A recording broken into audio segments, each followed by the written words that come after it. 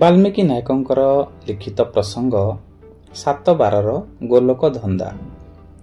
ଆମେ ତ ବିଭିନ୍ନ ପ୍ରକାରର କଥା ଶୁଣିଥାଉ ଏବଂ କାଳ୍ପନିକ ଜିନିଷକୁ ବି ଆଜିକାଲିର ଯୁଗରେ ବହୁତ ଲୋକ ବିଶ୍ୱାସ କରୁଛନ୍ତି, କିନ୍ତୁ ସତକୁ କେହି ହେଲେ କେବେ ହେଲେ ବି ସାମ୍ନା କରୁନାହାନ୍ତି କିମ୍ବା ସତକୁ କେହି ହେଲେ ଖୋଜୁନାହାନ୍ତି। ଯିଏ ଯାହା କହିଲା ସେ ବିଷୟରେ ନ ପରଖିବି ସେ ଜିନିଷଟିକୁ ଅନ୍ଧ ଭାବରେ ବିଶ୍ୱାସ କରୁଛନ୍ତି। ତେଣୁ ଆମେ ଯାହା କହୁଛୁ ଆମେ ତାର ତଥ୍ୟ ଏବଂ ନିରୀକ୍ଷଣ କରି ଏସବୁ ଜିନିଷ ଗୁଡ଼ାକୁ ଆପଣଙ୍କ ପାଖରେ ବିସ୍ତୃତ କରୁଛୁ। ଆସନ୍ତୁ ଜାଣିବା 7/12ର ଗୋଲୋକ ଧନ୍ଦା। ସାରା ପୃଥିବୀରେ ଆଜି ଗୋଟିଏ ସପ୍ତାହରେ 7 ଗୋଟି ଦିନକୁ 7 ଗୋଟି ନାମ ଦେଇ କ୍ୟାଲେଣ୍ଡର ତିଆରି ହେଉଛି। ଇଂରାଜୀରେ ମଣ୍ଡେ ଠାରୁ ସଣ୍ଡେ ଏବଂ ଭାରତରେ ସୋମବାର ଠାରୁ ରବିବାର ପର୍ଯ୍ୟନ୍ତ 7 ଦିନର ନାମକରଣ ହୋଇଛି। ଆମ ଦେଶର ବିଭିନ୍ନ ରାଜ୍ୟର ଭାଷା ଅନୁସାରେ ମଧ୍ୟ କେତେକ ଦିନର ନାଁ ସାମାନ୍ୟ ଅଲଗା ରଖାଯାଇଛି, କିନ୍ତୁ ହିସାବ ସବୁ ଏକ ପ୍ରକାରର ହୋଇଥାଏ। ପ୍ରଥମେ ଆମେ ଜାଣିବା ବାର କିପରି ଓ କେଉଁଠୁ ଆରମ୍ଭ ହେଲା। ଐତିହାସିକ ଓ ପ୍ରତ୍ନତତ୍ତ୍ୱବିତମାନେ କୁହନ୍ତି ମିଶରୀୟମାନେ ସୌରବର୍ଷକୁ 360 ଦିନ ହିସାବ କରି ସପ୍ତାହରେ 7 ଦିନ ପ୍ରଚଳନ କରିଥିଲେ। ମାର୍କିନ ପ୍ରତ୍ନତତ୍ତ୍ୱବିତ ଜେମ୍ସ ହେନେରୀ ପ୍ରେଷ୍ଟେଟ୍ ପ୍ରମାଣ କରି କହିଲେ ମିଶରୀୟମାନେ ଖ୍ରୀଷ୍ଟପୂର୍ବ 4236ରେ ଏହାକୁ ପ୍ରଥମେ ପ୍ରଚଳନ କରିଥିଲେ। ବିଭିନ୍ନ ଦେବଦେବୀ ଓ ଗ୍ରହ ନକ୍ଷତ୍ରଙ୍କର ନାମ ଅନୁସାରେ ଏହି ବାରଗୁଡ଼ିକ ନାମିତ ହୋଇଥିଲା। ଯଦିଓ ସମୟର ଗଣନା ଖ୍ରୀଷ୍ଟପୂର୍ବ 4236ରୁ ଆରମ୍ଭ ହୋଇଥିବା କଥା କୁହାଯାଉଛି, ତଥାପି ଗତ 2019 ବର୍ଷ ତଳେ ତିଆରି ହୋଇଥିବା ଗ୍ରୀଷୀୟ ଇଂରାଜୀ କ୍ୟାଲେଣ୍ଡରକୁ ସମସ୍ତେ ଅନୁସରଣ କରୁଛନ୍ତି, ଯାହା ଆଜି ବି ମଧ୍ୟ ଚାଲିଛି। ସେଥିରେ କିନ୍ତୁ ବାରର କୌଣସି ମହତ୍ତ୍ୱ ନାହିଁ। ଆମ ଦେଶରେ ବହୁତ ବର୍ଷ ପୂର୍ବରୁ 3 ଗୋଟି ଯୁଗରୁ ଅବସାନ ଘଟିଛି।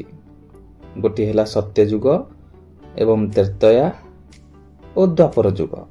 ବର୍ତ୍ତମାନ କୁଆଡ଼େ କଳି ଯୁଗ ଚାଲିଛି ବୋଲି କୁହାଯାଉଛି କିମ୍ବା ଶୁଣିବାକୁ ମିଳୁଛି। ଏଇଠି ପ୍ରଶ୍ନ ଉଠୁଛି, ସେହି ଯୁଗ ଗୁଡ଼ିକରେ ସମୟର ଗଣନା କେଉଁ କ୍ୟାଲେଣ୍ଡର ଆଧାରରେ ହେଉଥିଲା? ବାରର ମହତ୍ତ୍ୱ ଯଦି ଏତେ ଅଛି, ତେବେ ସେହି କ୍ୟାଲେଣ୍ଡର ଗୁଡ଼ିକ ଆଜି ଭାରତରେ ପ୍ରଚଳିତ ନ ହୋଇ ଇଂରାଜୀ କ୍ୟାଲେଣ୍ଡର ପ୍ରଚଳିତ ହେଉଛି କାହିଁକି? ଅନ୍ୟାନ୍ୟ ପ୍ରଦେଶର କଥା ଭଲ କରି ଜଣା ନାହିଁ, ତେଣୁ ଆମ ରାଜ୍ୟରେ ବାରର ମହତ୍ତ୍ୱ ସମ୍ପର୍କରେ ଦେଖିବା। ବିଭିନ୍ନ ବାରରେ ମଣିଷ ଉପରେ, କୌଣସି ପଶୁପକ୍ଷୀଙ୍କ ଉପରେ ନୁହେଁ, ଶୁଭ ଅଶୁଭ, ମଙ୍ଗଳ ଅମଙ୍ଗଳ, କୁପ୍ରଭାବ ଓ ସୁପ୍ରଭାବ ସମ୍ପର୍କରେ ଯେତେ ମୁହଁ ସେତେ କଥା ଶୁଣାଯାଏ। ପିଲାଦିନେ ଶୁଣିଛି, ମୋ ଆଈ କହୁଥିଲେ ରବି ବୁଧ ଶୁକ୍ରେ ବାମ, ଦ୍ୱାରେ ଲଙ୍କା ଜିଣେ ରାମ। ଅର୍ଥାତ୍ ରବି ବୁଧ ଶୁକ୍ରବାର ଦିନ ବାମ ପୁଡ଼ାରେ ନିଶ୍ୱାସ ଯାଉଥିଲା ବେଳେ ଯାତ୍ରା ଆରମ୍ଭ କଲେ ରାମଙ୍କ ଭଳି ଲଙ୍କାଗଡ଼ ଜୟ କରି ହୁଏ। ସେହି ଦିନମାନଙ୍କରେ ଡାହାଣ ପୁଡ଼ାରେ ନିଶ୍ୱାସ ଯାଉଥିବା ବେଳେ ଯାତ୍ରା ଆରମ୍ଭ କଲେ କୌଣସି ସଫଳତା ମିଳିବ ନାହିଁ। ଆଈ କୁହନ୍ତି, ମଙ୍ଗଳ ରାତି ବୁଧ ପାଆନ୍ତି, ଜେଣିକି ଗଲେ ଶୁଭ ପାଆନ୍ତି। ଅର୍ଥାତ୍ ମଙ୍ଗଳବାର ଦିନଟି ଅଶୁଭ। ବାଙ୍ଗାଲୋରରେ ଏହାର ପ୍ରଭାବ ମୁଁ ଭଲ କରି ଅନୁଭବ କରୁଛି। ଟ୍ରେନ୍ ଓ ବସ୍ରେ ଅନ୍ୟ ଦିନ ଟିକେଟ ମିଳେ ନାହିଁ, କିନ୍ତୁ ମଙ୍ଗଳବାର ଦିନ ଟିକଟ ମିଳିବାର ସମ୍ଭାବନା ବହୁତ ବେଶୀ ଥାଏ। ରବିବାର ଦିନ ସମସ୍ତଙ୍କ ପାଇଁ ଶୁଭ, କିନ୍ତୁ ବୋହୂକୁ ଶାଶୁ ଘରକୁ ଯିବା ମନା। ମୋଟାମୋଟି ଭାବେ ଶନିବାରଟି କାହାରି ପାଇଁ ମଙ୍ଗଳଦାୟକ ବାର ନୁହେଁ। କୁହାଯାଏ ବିଦ୍ୟାରମ୍ଭେ ଗୁରୁ ଶ୍ରେଷ୍ଠ, କିନ୍ତୁ ଗୁରୁବାର ଦିନ କେହି କୁଆଡ଼େ ଯିବାକୁ ଚାହାନ୍ତି ନାହିଁ। କେହି ନିଜ ଘରୁ ଗୁରୁବାର ଦିନ ଧାନ, ଚାଉଳ, ଟଙ୍କା, ସୁନା ଇତ୍ୟାଦି ଅନ୍ୟକୁ ଦେବାକୁ ଚାହାନ୍ତି ନାହିଁ। ଅନ୍ୟ କିଏ ଦେଲେ କିନ୍ତୁ ନେବାକୁ ହମହମ ହୁଅନ୍ତି। ଗୁରୁବାରେ ନଖ ଓ କେଶ କାଟିବା ନିଷେଧ ରହିଥାଏ। ସେଥିପାଇଁ ସହରର ଅଧିକାଂଶ ସେଲୁନ ସେଦିନ ବନ୍ଦ ରହିଥାଏ। ଆମିଷ ଖାଇବା ପାଇଁ ସପ୍ତାହର ଗୋଟିଏ ବା 2ଟି ବାରକୁ ଛାଡ଼ିଦେଲେ ବାକି ସବୁ ବାର ଉପରେ କୌଣସି ଦେବୀ ଦେବତାଙ୍କର ନଜର ନଥାଏ। କିମ୍ବା ନଜର ପଡ଼ିନଥାଏ। ସବୁଠାରୁ ମଜା କଥା ହେଉଛି ଯେ ବୁଧବାରଟିକି କୌଣସି ଦେବୀ ଦେବତା ହୁଏତ କବ୍ଜା କରିପାରୁନାହାନ୍ତି କିମ୍ବା ବ୍ରାହ୍ମଣମାନେ ଜାଣିଶୁଣି ସେଦିନଟି ଆମିଷ ଭକ୍ଷଣ ପାଇଁ ଦୋଷମୁକ୍ତ ରଖିଦେଇଛନ୍ତି। ଅନେକ ସ୍ତ୍ରୀ ଲୋକ ବୁଧବାର ଦିନ ସ୍ୱାମୀକୁ କୁହନ୍ତି, ଆଜି ପରା ଆଇଁଷ ବାର, ଯାଉନା କିଛି ଗୋଟେ ଆଣିବ। ସ୍ୱାମୀ ବୁଝିଯାଆନ୍ତି। କାର୍ତ୍ତିକ ମାସରେ ଆହୁରି ମଜା କଥା ଦେଖିବାକୁ ମିଳେ। କେତେକଙ୍କ ଘରେ ହବିଷ ନାମରେ ପୁରା ମାସ ସମସ୍ତଙ୍କ ପାଇଁ ଆମିଷ ନିଷେଧ ଥାଏ। ଆଉ କେତେ ଲୋକଙ୍କ ଘରେ ମାସର ଶେଷ 5 ଦିନ ପଞ୍ଚୁକ ପାଳନ ହୁଏ। ସେମାନେ ମାସ ସାରା ଆମିଷ ଖାଇଥାନ୍ତି, କିନ୍ତୁ ଶେଷ 5 ଦିନ ନ ଖାଇଲେ କାର୍ତ୍ତିକ ମାସର ସବୁ ପୁଣ୍ୟ ପ୍ରାପ୍ତ କରିପାରିବେ। କାର୍ତ୍ତିକ ମାସର କଠିନ ବ୍ରତ ପାଳନ କରୁଥିବା ଆମିଷାସୀ ମଣିଷମାନେ ବଡ଼ ଆକୁଳତାର ସହ ଅପେକ୍ଷା କରିଥାନ୍ତି ଛାଡ଼ଖାଇ ଦିନକୁ। ଛାଡ଼ଖାଇ ଦିନ ପାହାନ୍ତାରୁ ଉଠି ମୁହଁ ନ ଧୋଇ ପରିବାରରୁ କେହି ନା କେହି ଯାଇ ମାଂସ, ମାଛ କିମ୍ବା ଚିକେନ ଦୋକାନ ଆଗରେ ଏମିତି ଲାଇନ୍ ଲଗାଇ ଠିଆ ହୋଇଥିବେ ସତେ ଯେମିତି ଆଜି ହିଁ କାର୍ତ୍ତିକ ମାସର ଅସଲ ପୁଣ୍ୟ ମିଳିଯିବ। ସେଦିନ ଆମିଷ ଖାଇବା କୁଆଡ଼େ ବାଧ୍ୟତାମୂଳକ ଥାଏ। ମାଛ ମାଂସ ବିକ୍ରେତାମାନଙ୍କର ସେହିଦିନ ମାସ ଯାକର କ୍ଷତିପୂରଣ ହୋଇଯାଏ। ଏଇଠି ଆଉ ଗୋଟିଏ ସମସ୍ୟା ରହିଛି। ଯଦି ଛାଡ଼ଖାଇ ଦିନଟି ଗୁରୁବାର କିମ୍ବା କୌଣସି ପୂଜାବାର ପଡ଼ିଗଲା, ତେବେ ସବୁଗୁଡ଼ାତକ ଗୋବର ହୋଇଯାଏ। ସେଦିନ ନହେଲା ନାହିଁ, ତା ପରଦିନ କିନ୍ତୁ ଭୁଲିବାର ନାହିଁ। ମଣିଷ ଉପରେ ବାରର ପ୍ରଭାବ ପଡ଼ୁଛି କି ନାହିଁ, ଆସନ୍ତୁ ବୈଜ୍ଞାନିକ ଦୃଷ୍ଟିକୋଣରୁ ବିଚାର କରିବା। 1. ଗତ 2019 ବର୍ଷ ତଳେ ଯେତେବେଳେ ଗ୍ରୀସର ବୈଜ୍ଞାନିକମାନେ ସମୟକୁ ଗଣନା କରି କ୍ୟାଲେଣ୍ଡର ତିଆରି କରିବା ପାଇଁ ଗବେଷଣା କରିଥିଲେ, ସେତେବେଳେ ତାହା ଗୋଟିଏ ଦିନରେ କିମ୍ବା କେବଳ ଜଣକ ଦ୍ୱାରା ସମ୍ଭବ ହୋଇନଥିଲା। 1ରୁ ଅଧିକ ବିଦ୍ୱାନ ଅନେକ ଦିନ ଧରି ହିସାବ ନିକାଶ କରି ତାପରେ ସମୟକୁ ଛୋଟରୁ ବଡ଼ ପର୍ଯ୍ୟନ୍ତ ଯଥା ସେକେଣ୍ଡ, ମିନିଟ, ଘଣ୍ଟା, ଦିନ, ସପ୍ତାହ, ମାସ ଓ ବର୍ଷ ନାମ ଦେଇଥିଲେ। ବର୍ଷକୁ 365 ଦିନ ଓ 6 ଘଣ୍ଟାରେ ହିସାବ କରି 12 ଗୋଟି ମାସରେ ବାଣ୍ଟିଲେ। ତେଣୁ ସବୁ ମାସରେ ସମାନ ସଂଖ୍ୟକ ଦିନ ରହିଲା ନାହିଁ। ଫେବୃଆରୀରେ 28 ଦିନ, ପୁଣି ପ୍ରତି 4 ବର୍ଷରେ 29 ଦିନ ରଖିଲେ। ବାକି ମାସଗୁଡ଼ିକରେ ମଧ୍ୟ 30 ଓ 31 ଦିନ ରଖିଲେ।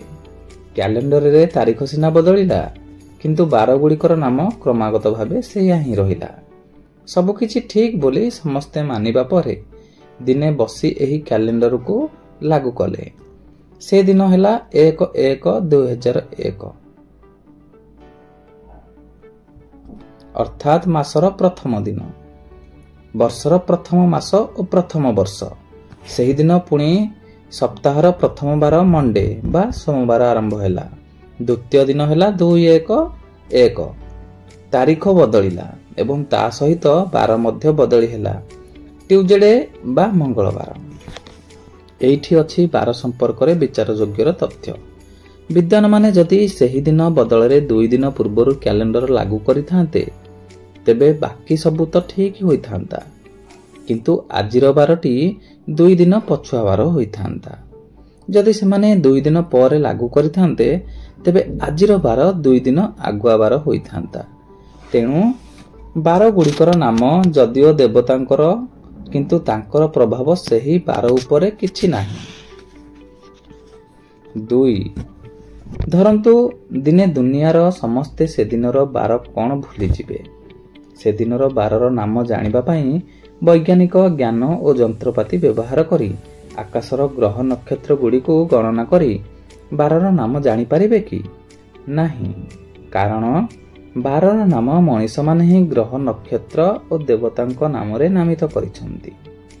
ସୂର୍ଯ୍ୟ, ମଙ୍ଗଳ, ବୁଧ, ବୃହସ୍ପତି, ଶୁକ୍ର ଓ ଶନି ଜାଣିନାହାନ୍ତି ଯେ ମୁଁ ସେ ବାରର ଅଧିପତି। 3. ଆଉ ଗୋଟିଏ ତଥ୍ୟ ବିଶ୍ଳେଷଣ କରି ଦେଖିବା। ଆଜିର ତାରିଖରେ ଭାରତର ଜନସଂଖ୍ୟା ପ୍ରାୟ 126 କୋଟି। ସେହି ସମସ୍ତ ବ୍ୟକ୍ତି ସପ୍ତାହର କୌଣସି ନା କୌଣସି ବାରରେ ଜନ୍ମ ହୋଇଛନ୍ତି। ଆମେ ଯଦି ଜ୍ୟୋତିଷ ଶାସ୍ତ୍ରୀଙ୍କ କଥାକୁ ବିଶ୍ୱାସ କରିବା, ତେବେ ଶୁଭବାରରେ ଜନ୍ମ ହୋଇଥିବା ସମସ୍ତ କୋଟି କୋଟି ଲୋକ ଜ୍ଞାନୀ, ଧନବାନ, ସ୍ୱାସ୍ଥ୍ୟବାନ ଓ ସୁଖୀ ହେବା ଉଚିତ। ଅଶୁଭ ବାରରେ ଜନ୍ମ ହୋଇଥିବା ସମସ୍ତ ବ୍ୟକ୍ତି ଅଜ୍ଞାନୀ, ଦରିଦ୍ର ରୋଗୀ ଓ ଅସୁଖୀ ହେବା ଉଚିତ। ବାସ୍ତବରେ ଆମ ସମାଜରେ କ'ଣ ସେପରି ହେଉଛି କି? ପ୍ରତ୍ୟେକ ବାରରେ ଜନ୍ମ ହେଉଥିବା ବ୍ୟକ୍ତି ଜ୍ଞାନୀ ଓ ଅଜ୍ଞାନୀ, ଧନବାନ ଓ ଦରିଦ୍ର, ସୁସ୍ଥ ଓ ରୋଗୀ, ସୁଖୀ ଓ ଅସୁଖୀ ରହିଛନ୍ତି। ତେଣୁ ପ୍ରଶ୍ନ ଉଠୁଛି, ବାରକୁ ନେଇ ଏତେ ଗୋଲକ ଧନ୍ଦା ଚାଲିଛି କାହିଁକି? ସୂଚନା: ପାଖଣ୍ଡବାଦ। ଦୁନିଆରେ ଯେତେ ପ୍ରକାରର ଧାର୍ମିକ ପାଖଣ୍ଡବାଦ ଚାଲିଛି, ତାର ଅସଲ କାରଣ ହେଉଛି ପାଖଣ୍ଡବାଦୀ ଲୋକ ବହୁତ କମ୍, କିନ୍ତୁ ମାସିକ ଭାବେ ଦୁର୍ବଳ ବା ନିଜକୁ ଅସହାୟ ଭାବୁଥିବା ବ୍ୟକ୍ତିଙ୍କ ସଂଖ୍ୟା ଅଧିକ। ଯେତେବେଳେ ଲୋକମାନଙ୍କର ବୈଜ୍ଞାନିକ ଦୃଷ୍ଟିକୋଣ ଜାଗ୍ରତ ହେବ ଏବଂ ସେମାନଙ୍କର ଆତ୍ମବିଶ୍ୱାସ ବୃଦ୍ଧି ହୋଇ ମାନସିକ ସ୍ତର ସବଳ ହେବ, ସେତେବେଳେ ଧାର୍ମିକ ପାଖଣ୍ଡବାଦ ଦୁନିଆରୁ ଲୁପ୍ତ ହୋଇଯିବ। ଏହା ହିଁ ହେତୁବାଦ। ଭିଡ଼ିଓ ଭଲ ଲାଗିଲେ ଲାଇକ୍ କରନ୍ତୁ, କମେଣ୍ଟ ବକ୍ସରେ ନିଜର ମତାମତ ଦିଅନ୍ତୁ। ଭିଡ଼ିଓ ଭଲ ଲାଗିଲେ ଭିଡ଼ିଓକୁ ସେୟାର ମଧ୍ୟ କରନ୍ତୁ। ନୂଆ ଭିଡ଼ିଓ ଦେଖିବା ପାଇଁ ଟ୍ରୁଥ୍ ଅଫ୍ ଓଡ଼ିଆ ଚ୍ୟାନେଲକୁ ସବସ୍କ୍ରାଇବ୍ କରନ୍ତୁ ଏବଂ ବେଲ୍ ଆଇକନ୍କୁ ଦବାଇ ଦିଅନ୍ତୁ। ପରବର୍ତ୍ତୀ ନୂଆ ଭିଡ଼ିଓକୁ ଦେଖିବା ପାଇଁ ଅପେକ୍ଷା କରନ୍ତୁ। ଦେଖାହେବ ପୁଣି ଆଉ ଏକ ଶିକ୍ଷଣୀୟ ଭିଡ଼ିଓରେ। ନମସ୍କାର।